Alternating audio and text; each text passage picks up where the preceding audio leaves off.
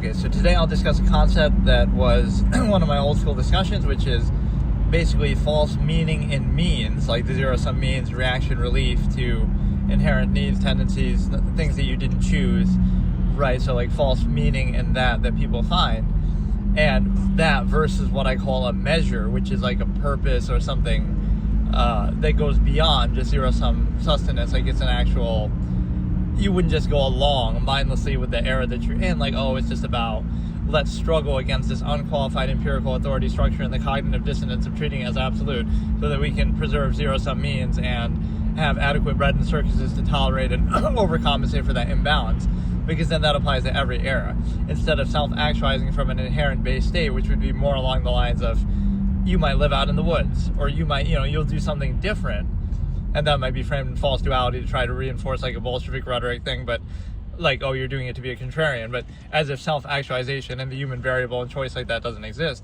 But what it actually means is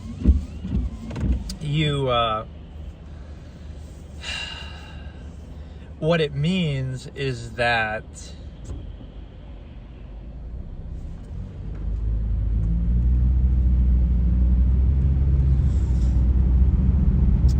a measure just in and of itself, right? Regardless of your physical state, your immediate initial needs or senses or whatever, it would be something you hold, like amalgam theory could be a measure, right? The human family, you're valuing that regardless, no matter what, no matter the circumstance, that might be what you value. So it's something that everything else is in service of, or that, again, supersedes it. So one thing, let me explain though, before I even get into this discussion though, is like all of these discussions and episodes and this whole format, the one lesson to take out of it, or the one understanding that you should have, is this: that the whole point of it, or the whole basis of it, was objectivity. It's not about me, it's not about opinions, it's not about, oh, I'm saying this or anything like that. Anybody can be objective, anybody can think anything. Every idea should speak for itself, right? So you can consider it and discuss it and debate it. So it doesn't matter, right? I always had that expression, I'm just a vessel of objectivity. So like anybody can do it. And I even said it like I'm an unwitting or unwilling vessel. Like it's unfortunate that I have to do it. If people were a little more self-aware, then I wouldn't have to. But right, you can tell that's not how people live, or it's like, oh, they can't live that way. They can't be objective because then they wouldn't, it's tied together. If you were objective, you wouldn't do the exact thing that you're doing. Or even if you did, then everybody wouldn't do it. So society has like a bad faith incentive there. It's not about whether, oh, this is the reason why the majority of people live in this way is because that's the best way to live right now. Right? That's not why. Anything mass-produced suffers inequality for it, right? The mass number of people are not going to be living the highest quality life by whatever standard you might pose. But it's more than that. Like, there's an incentive to bypass critical thinking and to control people to create like a uniform state, right? This is what the absolutists would reject. They're all about finality. They're all about, self-actualization, variance. So they wouldn't want that, or they wouldn't try to support that. They're trying to be free of the contrivance state, or put an end to it, or something like that, which would seem negative, right? This is like the framing you would see in fiction. Like, oh, that would mean that you're a person who is trying to like destroy the world or destroy society or something. But the end goal, theoretically, and not even really that you'd be destroying it here, but you could just be a minimalist. But the end goal is to free you of those things that actually control you, right? As they're not logically consistent, but people, again, are very easy to control because you can just offer them some bread and circuses type thing and they'll go along with it. But no, the means, this is a very important discussion here.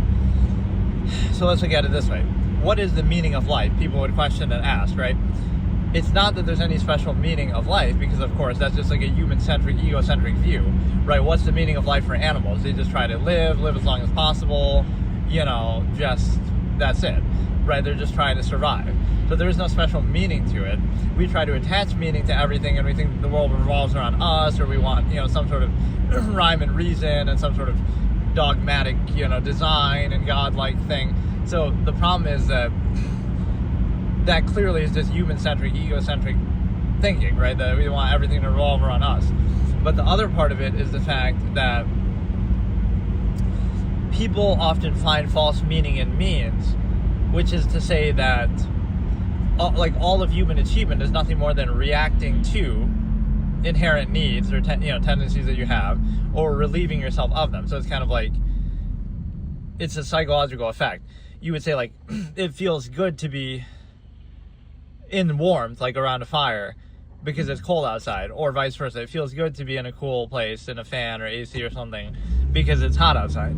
So what that means is, those are not real things. Those are not like, because if you were in a nice, comfortable climate, then those things wouldn't have any meaning. So the point is that you're finding meaning and value in relieving yourself of something negative that you're exposed to. So it's not really a net positive, right? You're exposed to something negative, and then you neutralize it or overcompensate for it, so now that's a positive. But that's like a trap. So that's kind of like, you're put in a bad situation, and then you overcome that, or you overcompensate for it, and then that somehow becomes a sense of value. But really it's just, you're just negating something, right? You're just relieving something. So it's the same thing with the inherent tendencies, right? You would say you're born with the need to eat and drink and do certain things, which you didn't choose to do, right? You didn't choose to have to do those things. So now an absolutist could see it as just a zero-sum process. Okay, you do it just to try to get it over with. So you would reject like the mindset of, oh, like it tastes good, right? You have to eat, but you don't care how it tastes. You're just doing it because you have to do it. Or right, any of these things, it's just relieving the inherent need that you have to do, that you didn't choose. Whereas the false meaning and means, half-mass kind of state would be, we're going to attach special meaning to those things. We're going to overcompensate for the need to eat by having more options of food, or eating more food, or eating better tasting food.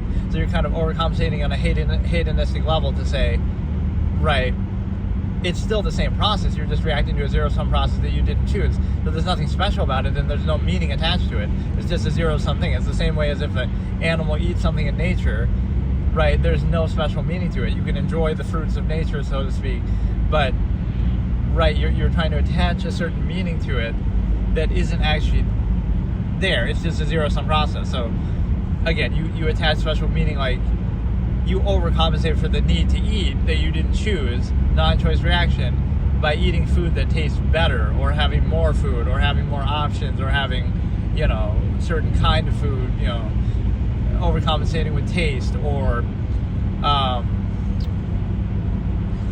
what was the other example I gave there? It's kind of similar. You overcompensate with that, or like the convenience angle. You overcompensate for the fact that you didn't choose to have to do certain things, like whatever it is for your survival and upkeep, right? You overcompensate for that with convenience. So it sort of shows a cognitive dissonance, but it's being relieved in a different way, like a bread and circuses or relative comforts overcompensation way. It's not that the half-mass human function doesn't have cognitive dissonance the same way that the absolutist would, but the absolutist would minimize it and say, we're not going to attach any special meaning to it. We didn't choose to have to do this, so we're just doing it because we have to, but that's it. Versus here, the half-mass would be, you do attach special meaning to it, and that special meaning is in regards to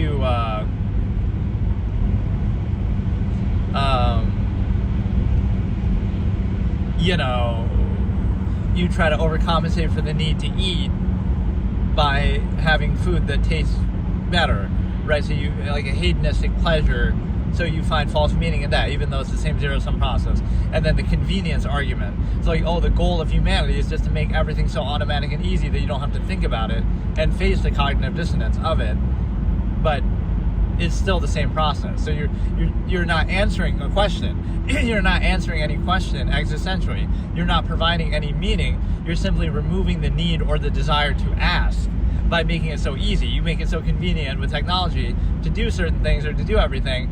Oh, it's so automatic. Now we don't have to think about it. So you haven't answered anything. You just remove the desire as much for people to actually think about it. And so then thinking is blamed. Like, oh, it's bad if you think.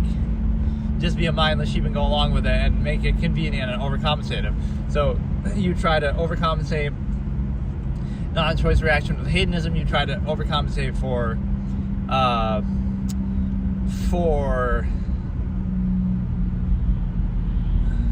basically with convenience for everything, so that like, oh, there is no meaning or anything behind something, but you try to overcompensate with the thing by making it so convenient that you don't have to think about it. And the other aspect of that is the fact that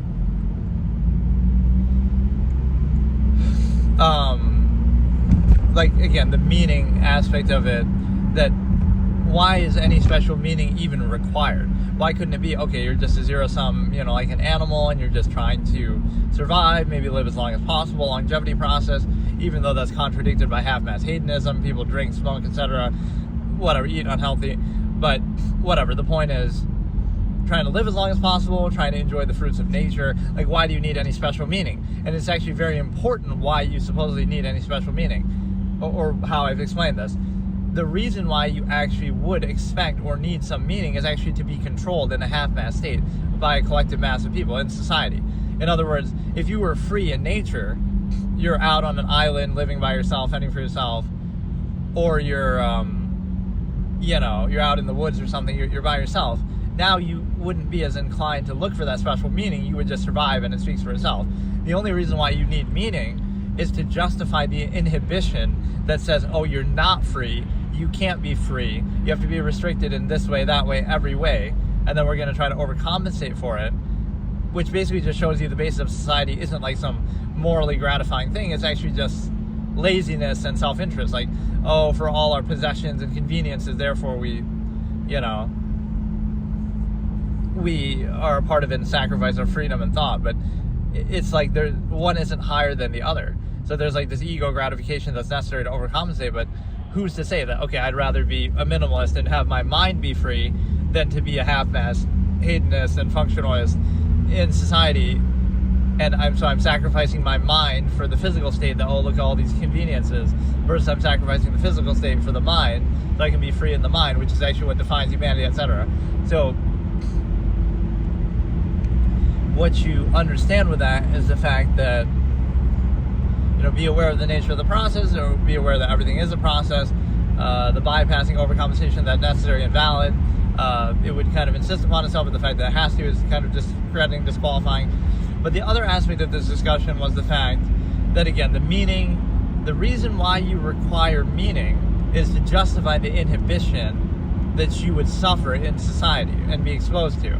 So what that means is, again, when society is telling you what to do, and more importantly, what not to do, all the things you can't do and how you have to do things the exact way, now you need some special meaning. Like, oh, God says to do it, or oh, it's something gratifying. You need that to overcompensate, and the reason why is because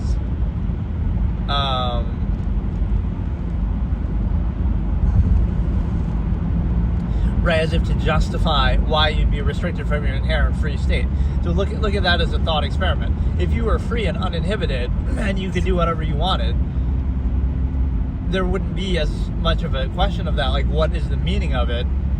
You don't need a meaning, because what you see is what you get, right? You're free to do whatever you're capable of doing. Enjoy the fruits of nature, explore, the world is your oyster, right? Whereas at any time you have structure and you have, you're controlled, you're inhibited, you're told what to do, you're told what not to do.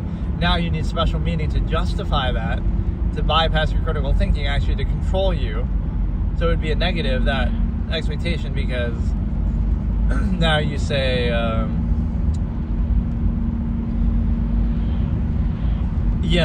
it's a false absolute to value the specified. So an absolute is upheld not actually to enable absolutist behavior, like, oh, it's God. So if it is God, then why not pursue it all the time, right? Why not live your life 100%? Why feel gratified? And no, it leads to a half-mass state. So you're posing an absolute that would imply absolute action all the time, full commitment, measure, life, everything. But then it leads to a half-mass hedonist convenient state, where you live in a society that's overextended and you're just kind of a little cog in the system.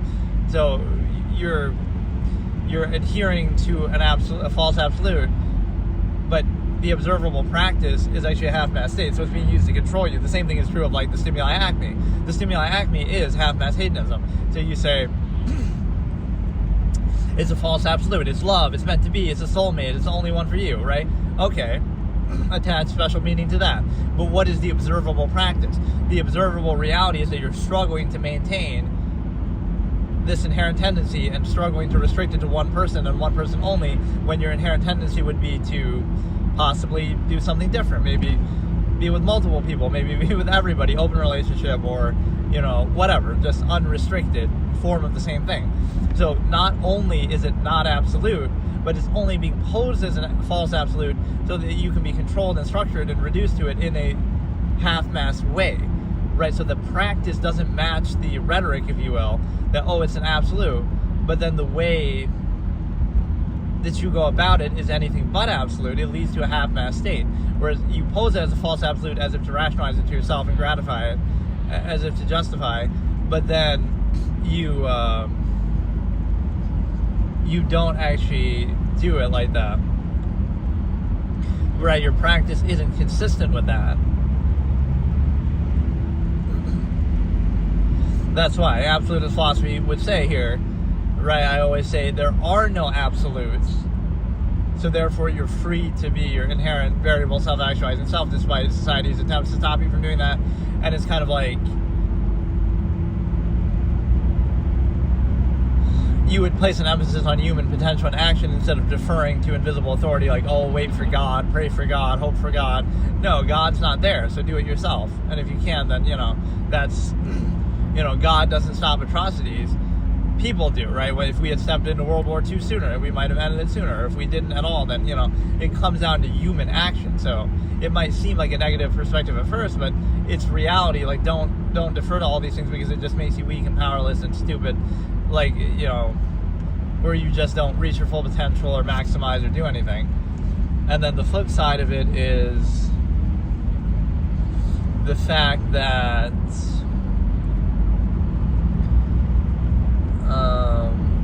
the false meaning and means versus a measure. So a measure would be basically something that speaks for itself, self-actualizing, inherent base state, because otherwise, the means argument would be more like, no matter what society you're in, you'll just always defer to that. Okay, you're in China right now, so you just accept it. You were in World War II Germany, so you just accept it, right? And I don't really even mean governments by saying that, but it's just society as a whole. Like, people just go along with anything, give them adequate bread and circuses, and now the focus becomes distraction. Like, it's not that the state is qualified in any way. It's that, we, like, supposedly it's absolute, right? Like, just look at that as far as, like, your lifestyle or society. It's supposedly absolute, but, like, so you'd be indignant, insistent, like, oh, whatever. You're very sure of yourself and society and everything, right? But then you work your job and you're stressed and struggle or whatever, but then, you got to go to the bar and drink and dumb down your senses, and then you got to distract yourself with entertainment, escapism, and then you have to struggle to maintain the specification of the stimuli acme. So the observable practice isn't showing a credible state. If it was so absolute, then why do you need those things? Why do you have to dumb yourself down? Why can't you think freely? Why do you have to distract yourself? Right? Why do you have to overcompensate? It would be you're not at peace with the state. So that hurts the credibility to say it's absolute, and that you would have the credibility to outwardly insist it upon other people, unqualified empirical authority. So the problem is that by that same logic, you could do that with any state then. Oh yes, let's say greater degree of cognitive dissonance, or just need a greater degree of overcompensation, right? Doesn't mean that it's actually good. Kind of like a Brave New World type thing. You can have better and better overcompensations by technology or whatever, but that shouldn't be necessary. So it's an imbalance overcompensation. You have more things that you want, or more technology or whatever, but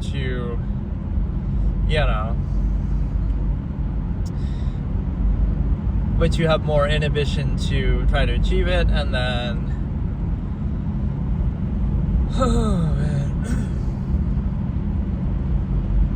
yeah, that was a good discussion. Just the fact that, again, you're mistaking value in means, like zero-sum means, sustenance. Again, all of human progress and technology has been nothing more than that, right? There is no greater meaning, there is no higher standard, human ego is just like everything revolves around us. But even in the end, like whenever something lofty is stated, like it's nothing more than, oh, people just value people because they're people. That's really what it is. And that's fine, but it's not, again, it's not elevated. It's just a zero-sum process. And even then, it gets sort of stifled because, right, like the collective mass would point to that, like, oh, you have to subvert something. Not even zero-sum means is often what's projected, but you have to subvert any process or tendency of freedom or inherent self in order to have this collective mass state. But you don't have to do that, and the absolutists would show that by not preserving the stimuli acme or creating a vouching state. You know, you would not be doing that.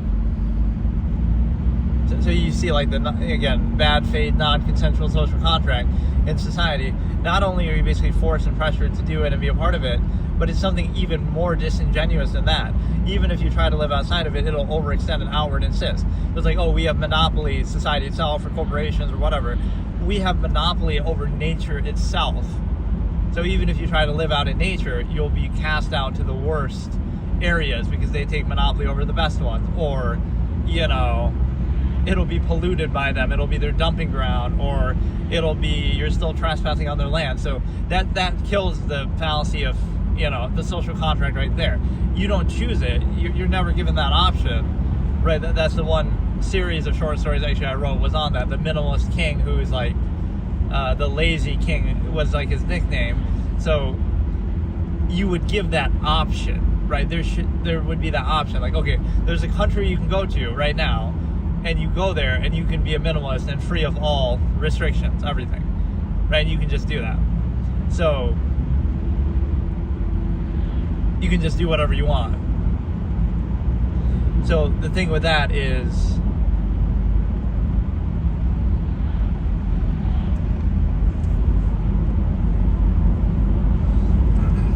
I don't know, like it would be a free society. It would be a place where you could truly say that. Like, oh, the social contract we're choosing versus, oh, we have this other option. But if you look at the world today, there really isn't another option. Oh, you can go live in Antarctica. It's like, I don't know, it's disingenuous. Like, oh, if you don't like it, don't be a part of it. But what exactly is it? Like, anywhere you go on the planet, right, you'll be targeted. So when everybody's a mindless sheep, then the ones who aren't will stand out. I think my battery thing's about to die, but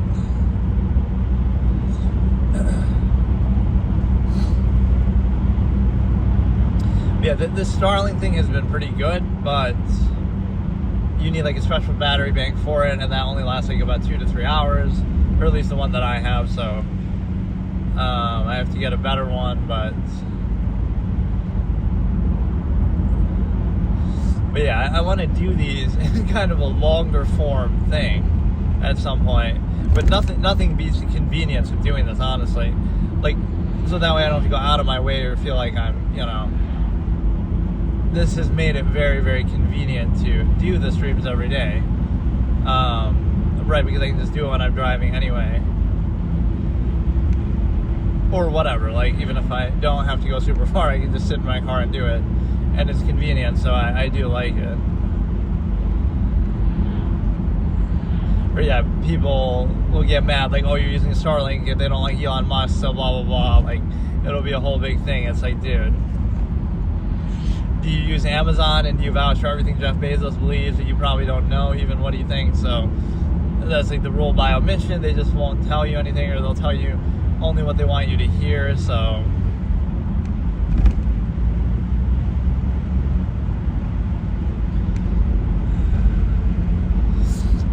what else could I say with this discussion? I mean, those were some of the key points. I would say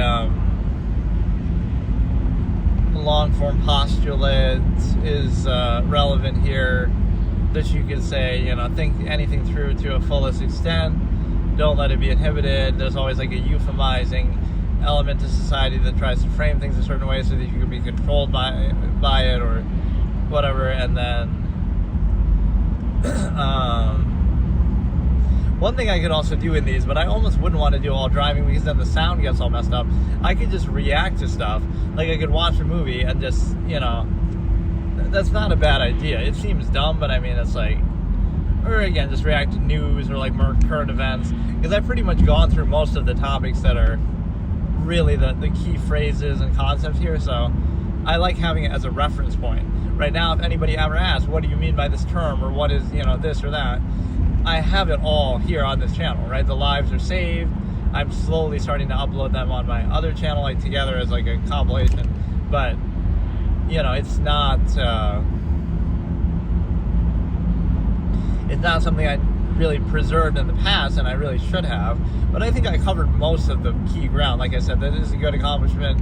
We have like 24 episodes. I'm sure there's some I'm forgetting, but I probably mentioned the concept still in another episode, but I would kind of like to have the titles reflect the most important ones and stuff like that.